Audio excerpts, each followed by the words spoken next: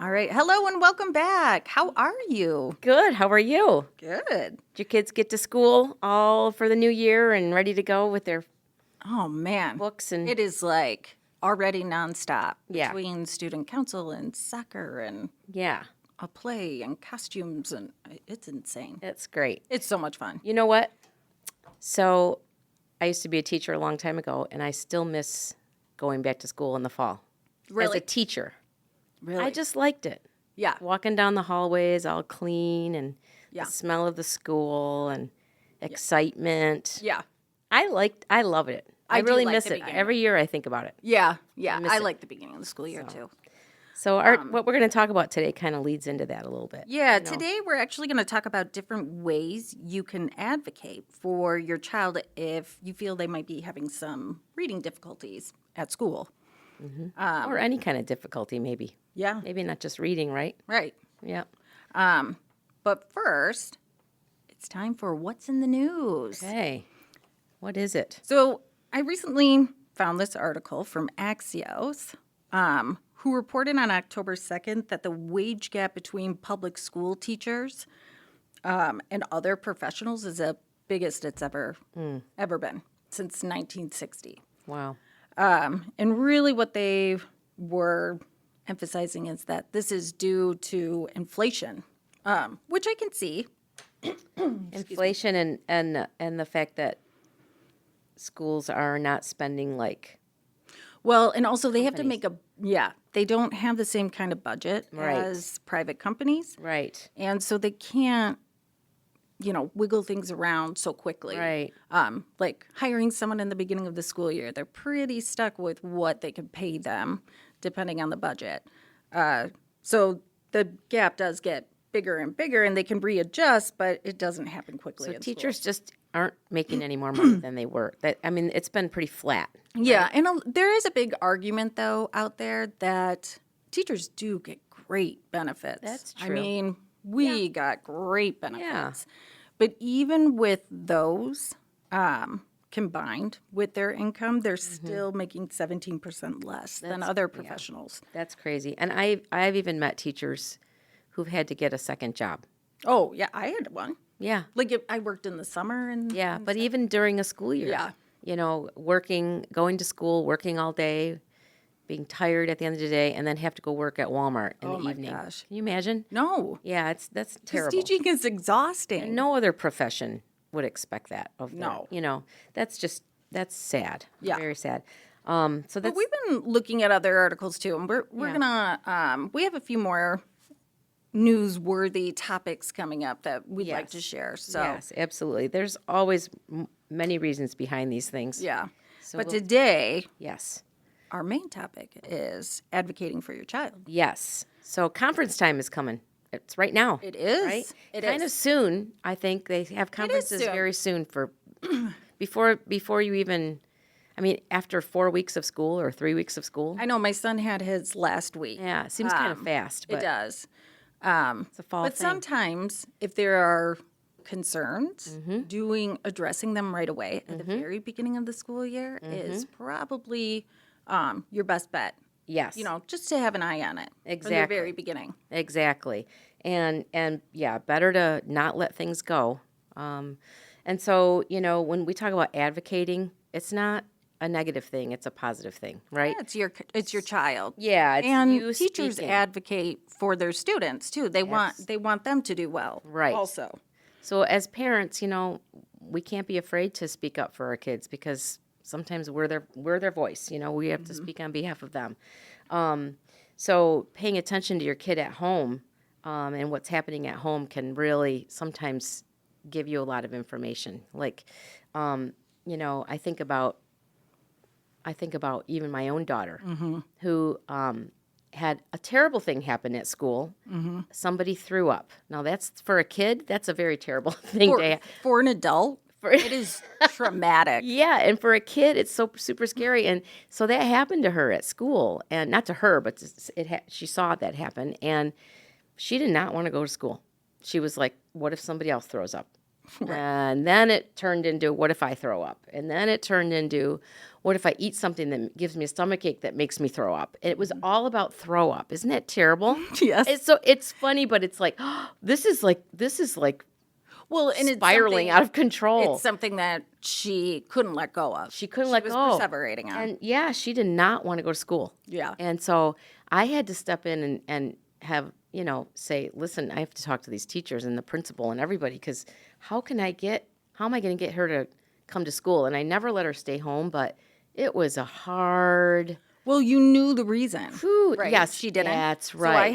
I had a similar experience, but my son did not want to go to school, and he would cry every morning before he got on the bus, and he said, "My stomach hurts. I don't feel good," and it was always something was wrong. Yeah. And I could not figure out what was going on. So I talked to the teacher, and I talked to everybody. Everybody was so nice and supportive.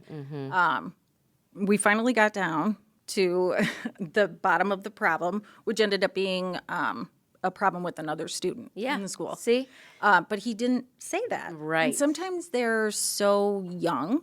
I don't think he realized that's what was making me so nervous that he didn't want to go to school. Exactly. He couldn't articulate that. So, Exactly. So but if that you- was way outside of his behavior. Right. He never did that. Right. Ever. So if you notice your child acting nervous, especially when you mention school, if they feel nervous or they cry, they don't want to eat, they break down when it's time to do homework or even talk about school.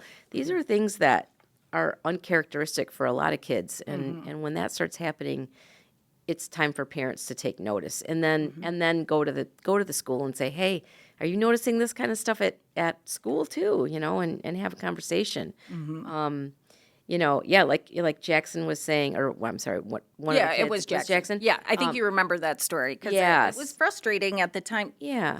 For us because I felt terrible for him. And you he make was yes. so worried about going to school. You make an excellent point that it's just as hard on the parents when these things happen. It was super sad for us to see how sad Mamie was. Yeah. To go to school. It's like, and there was nothing we felt like we could do about it, Right. So when they start to say things like, I don't feel well, I don't have any friends at school, I feel stupid at school, if they're having trouble with academics, what if I go to school and start to feel sick to my stomach? That was one that Mamie, she just didn't know how to handle. That is a very common one. Yeah, it's so scary. Or I never know what's going on at school. I never know what they're talking about. Yeah. I'm in a lost all day long. Can you imagine how stressful that is? Right. I'm afraid of someone at school, And sometimes they don't articulate on can't, those. They can't. exactly. They don't understand why they don't feel. Their stomach probably does hurt. Exactly. They probably feel sick. Right. Yeah. And they not don't being know able- why. So just talking to your child. Yes. And but then we have other ideas, and a lot of these you put on here, I thought they were great. But really, it's working with the teacher. Totally. Yeah. It's a team effort. I always say it. I mean, it's a saying. I didn't make this up. It takes a village. Absolutely. I mean, things happen all the time, and I'm like, well, what do we do now? yeah. Yeah. And a lot of times the teacher knows your kid in a way that you don't even know your kid. Right. Right. So And they want to help. yeah, So- of course. So the bottom line is don't be afraid to reach out and ask the teacher for help, because the teachers they welcome that. Teachers welcome that.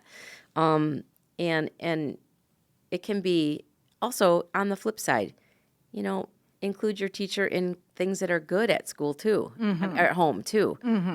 I know a teacher that would find out something personal about her kids in her classroom, like so and so is a good baseball player, and so likes to sing, or so and go to the skate park competition and watch the kid win first place in skateboard. She would do those things Yeah. for every kid in her class because she wanted to have a connection. And Right. So And they do have a connection Yeah. with their teachers. Think about how much time they spend with them. yes, exactly. So parents need to know that teachers love their kids sometimes as much as they do.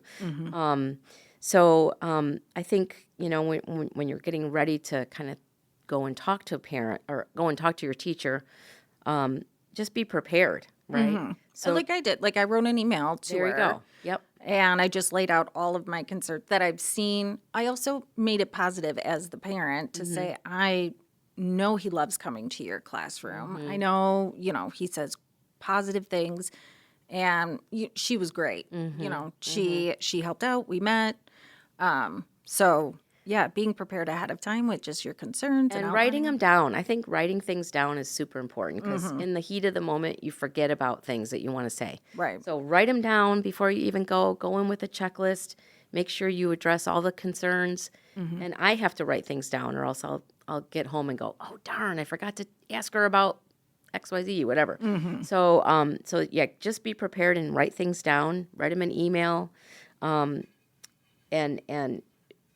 so that they can be prepared with some answers too. Right. If they And have and any. this is a good point too. Is let's say it's an academic concern, and as a parent, you notice something, they're complaining it's too hard, or it's become a fight.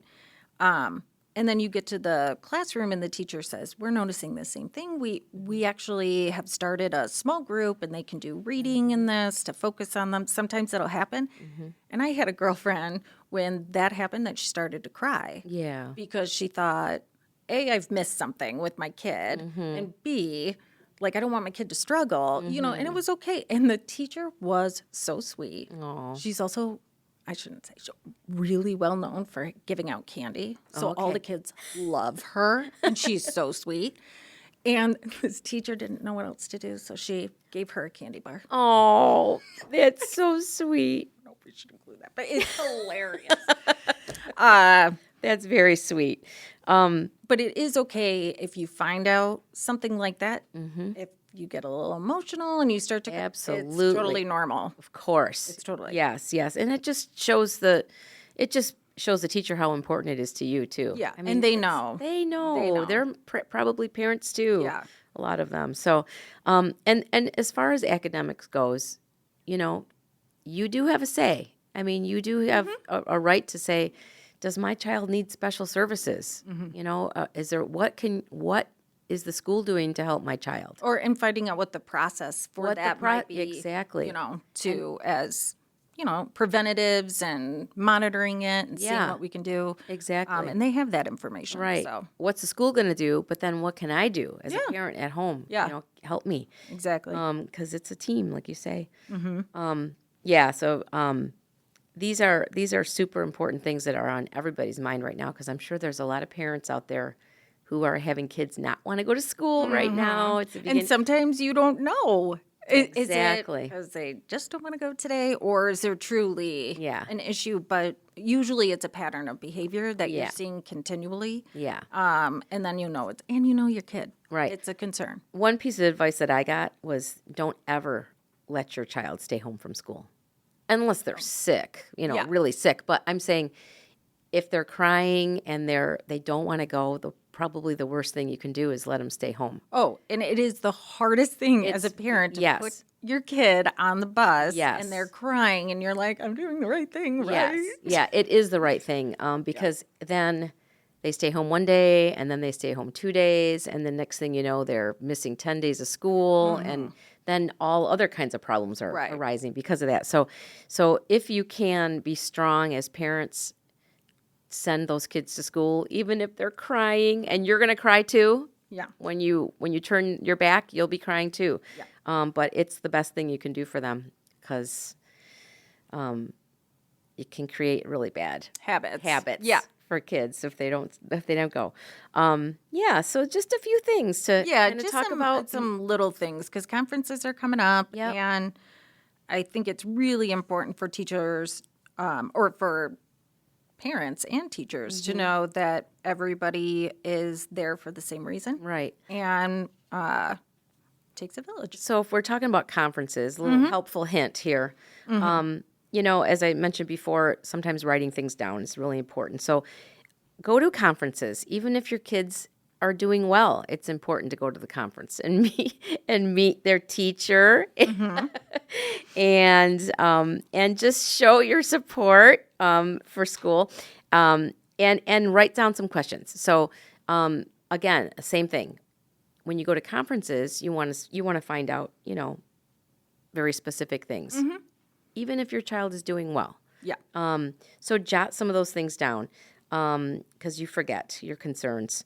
And teachers, I think it's important for teachers to kind of share some expectations with the parents before conferences, because sometimes new parents, especially who've never gone to conferences, don't know what to expect at a conference. Right. And so if the teacher just sends out a general kind of sort of agenda to all the kids, parents, and just so they know exactly what's going to happen. We're going to talk about something positive about your kids. We're going to, if there's an area of concern, we're going to cover that. We're going to review their grades, of course. Right. So you have a general kind of format for your An outline of, and because they're quick. because they're quick, and they kind of have to be quick. And they have to be quick. So Yes. that was the other thing I was going to Yes. say. If you come to your conference and you have concerns and you have these all jotted down, they might not have the time to sit at that very moment and go over everything. Right. But if you have it written down, give them a copy of it. Yep. And then they'll set something up. Yep. Yeah.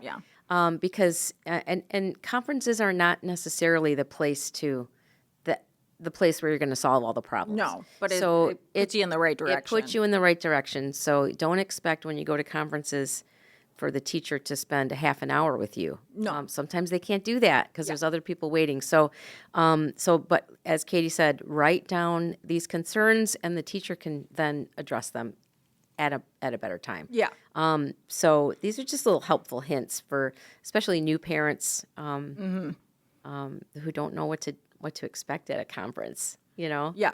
And new parents are, I feel like your student, like your kid, is a new age every time. Exactly. And you're a new parent all the time. That's true. Like you only have a certain shot at this. That's very true. Yeah. I remember as a teacher, I would love to. I actually did like conference time. I did like it, but the only parents that would ever come to conferences were often the kids who were doing really well, because they wanted to talk about how good their kids were, and it's fun to hear how good your kid is. And at the end of the day, I'd be like, "Gosh, I wish so and so would have come. I would have really needed to talk to, them about something specific or whatever." So go to conferences no matter what. I think is a good rule of thumb. All right. Anything else? No, I think that's it for now. okay. But till next time, Till next time. Yeah. I'll see you soon. Hey, so we're going to be on our way to the IDA conference, right? Oh, yeah. Yeah. So Heading down to Columbus. Ohio, and we're going to be there talking about something really cool that we've developed at Brain Spring called the Literacy Knot, and we're going to just be having our next episode will be from the IDA. So Yeah, more to come. more to come, and Katie and I will be on the street. Yeah, if At you're the at IDA. if you're at the conference, Come and see us. come and see us. Yeah, and say hi. I wish I knew what booth. We do have a booth there, so look for Yeah. the Brain Spring booth and come and say hi to us. We will be at booth 207, and it's at the Hyatt Regency. Right, Yes. right. So come and see us if you're there, and say hi. I will actually be. Katie and I will both be at that booth at certain points. Yep. So please come by and you can say hi to us. We would love it. Yep, So that'll be fun. okay. Until then, we'll see you in Columbus, Katie. I'll be there. All right. Okay. Thank you for listening to the Orton Gillingham Podcast, a BrainSpring production. For additional content, please subscribe to our YouTube channel, follow us on social media, or visit our website at brainspring.com. To submit questions or comments, please email us at podcast@brainspring.com. Your feedback is always welcome.